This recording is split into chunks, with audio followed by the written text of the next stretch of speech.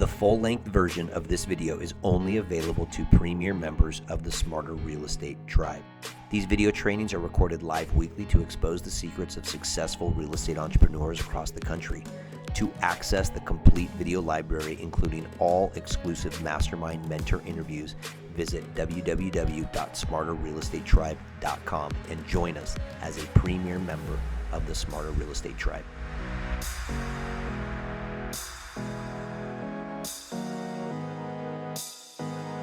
Guys, if you don't know Matt, if you haven't had the opportunity to friend him, engage him, reach out to him, this is a guy that you need to know. Absolutely. He kind of sits in the back of the room from time to time and just kind of like, you know, does his little thing back there, and he's just absorbing all this content.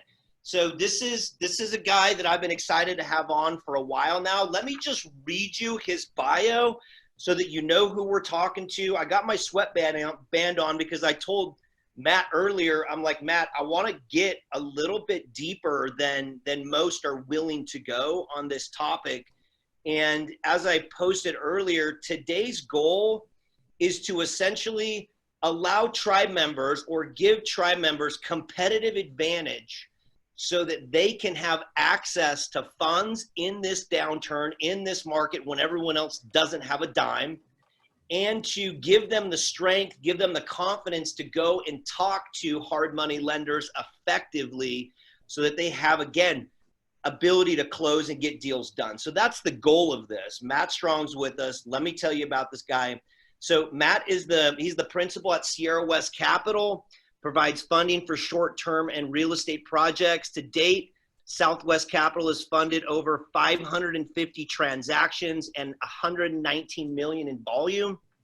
I want to talk about that number, Matt, because on average, that means your average loan is about 216K.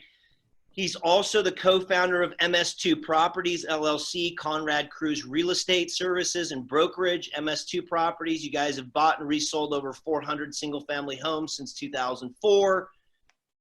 That's legit. That's a lot of volume. Matt also owns about 46 rental properties with some of his partners, so he's in the long-term rental game as well. He's a licensed real estate agent and broker. He has a master's degree in real estate development from the University of Utah, a finance degree as well, and been on the board, Salt Lake Board of Realtors, member of the Board of Realtors since 2001. Are hard money lenders, are they lending money today? Yes or no? Yes. And then if they are, what has changed for them? What has changed for you? What shift are we starting to experience that way? So cut me off and clarify if you need to, because I could ramble on for days You're about good. this. Because so in my world, yes, we are lending, right? And so what, 4 weeks ago, as everyone experienced, especially the guys with a lot of money, I feel like they immediately pause and go, okay, what's really safe? What's really not safe? Are these deals really safe? Are they not safe? How are we going to try and predict the future? What does that mean for what kind of loans we want to keep doing? And so what we decided, and really with a lot of input from our investors on the back end, was we want to keep doing deals because me personally, I want to stay open for business, right? Like I have the hardest time saying no to anyone. So, I mean, candidly, I've been really struggling on how to say no by saying yes, right? And part of it is saying, yes, we are open for business. I never want to mislead anybody, but the reality is we're just requiring temporarily a little bit more money as a down payment. You should have access to a lot of private or hard money lenders, right? Because just like me on my back end, I have 13 to 20 private investors that are helping me fund my loans, right? I'm not relying on just one guy, and all of my guys are different. All of my guys have different quirks. They have different requirements. They have different, honestly, payouts to them, on our end. So everything looks a little different. And so as many different resources as you can always have your favorite, your go-to, which I have. I have my favorite go-to guys. And when they're tapped out, I'm kind of bummed because, it's usually like such a quick, yeah, we'll do this loan, right? And then the other guy requires a little bit more hand-holding. You got to dance with them a little bit, blah, blah, blah. And so I think the same thing is going to be true to answer your question on when you're looking for a relationship with a hard money lender. part of how we set up how I set up our system is self-serving too, because I have little chunks of $10,000 or $20,000 out in 100 different loans, right? So when I do a loan for one of you at 200,000, I'm getting say 180,000 from Tim. So what does that do for Tim? Tim sees that Mike's putting 15 to 20% down.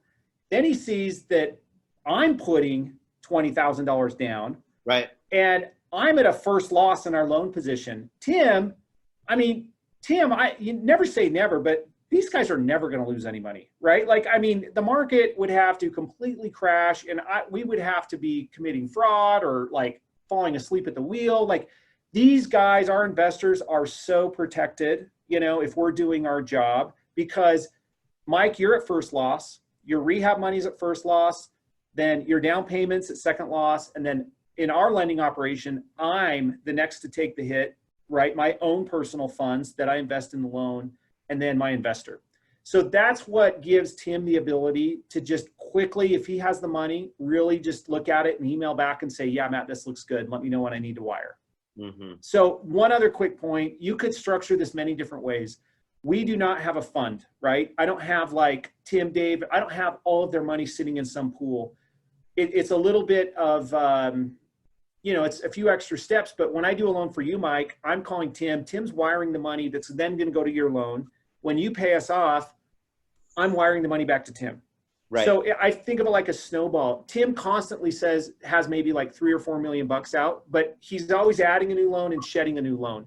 And right. So it's really an isolated business model where it's one at a time, because I worry personally about having all of those funds available, because I think then I would be forced to make bad loans, because I'd be like, well, crap, Tim and Dave, we got $3 million here.